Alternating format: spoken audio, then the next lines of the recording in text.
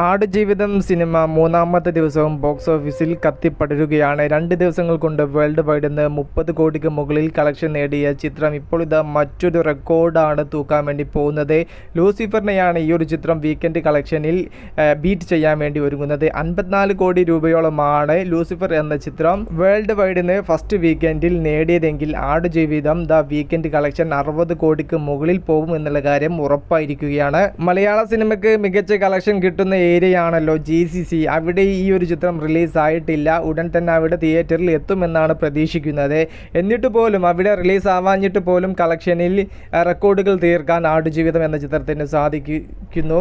ഏറ്റവും വേഗതയേറിയ 50 CR അല്ലെങ്കിൽ 100 CR ആടുജീവിതം കൈപ്പിടിയിൽ ഒതുക്കുമെന്നുള്ള കാര്യം ഏകദേശം ഉറപ്പായിരിക്കുകയാണ്. 2024 വർഷം മലയാള സിനിമയുടെ തുറുപ്പുചീട്ടായി മാറുകയാണ്. ഒട്ടനവധി റെക്കോർഡുകൾ തീർക്കുന്ന സിനിമകൾ മലയാളത്തിൽ സംഭവിക്കുന്നു.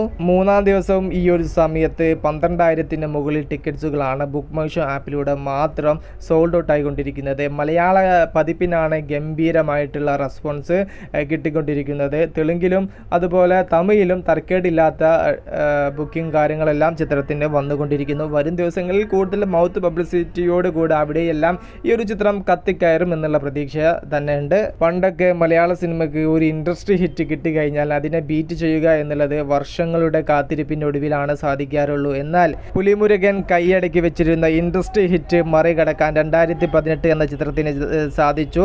മാസങ്ങളുടെ വ്യത്യാസത്തിൽ 2018 എന്ന ചിത്രത്തിനെ ബീറ്റ് ചെയ്യാൻ മഞ്ഞുമ്മൽ ബോയ്സ് എന്ന ചിത്രത്തിന് സാധിച്ചു. ഇപ്പോൾ ഇതാ ആടുജീവിതം എന്ന ചിത്രം മഞ്ഞുമ്മൽ ബോയ്സിനെയും ബീറ്റ് ചെയ്യും എന്നുള്ളത് തന്നെയാണ് ബോക്സ് ഓഫീസിൽ നിന്നും നാം മനസ്സിലാക്കുന്നത്. ബോക്സ് ഓഫീസ് വേട്ടയിൽ ആടുജീവിതം വേറെ ലെവലായി മാറുകയാണല്ലോ. മഞ്ഞുമ്മൽ ബോയ്സിനെ തീർക്കാൻ ആടുജീവിതം എന്ന ചിത്രത്തിന് സാധിക്കുമോ? എന്താണ് നിങ്ങളുടെ അഭിപ്രായം? ജസ്റ്റ് ഒന്ന് കമൻ്റ് ആയിട്ട് രേഖപ്പെടുത്തുക. മൂവി പ്ലസ് മീഡിയ, ഞാൻ ജിനു ജിനാസ്. പുതുതായിട്ട് ആരെങ്കിലും നമ്മുടെ ചാനൽ കാണുന്നവരുണ്ടെങ്കിൽ സബ്സ്ക്രൈബ് ചെയ്യുക.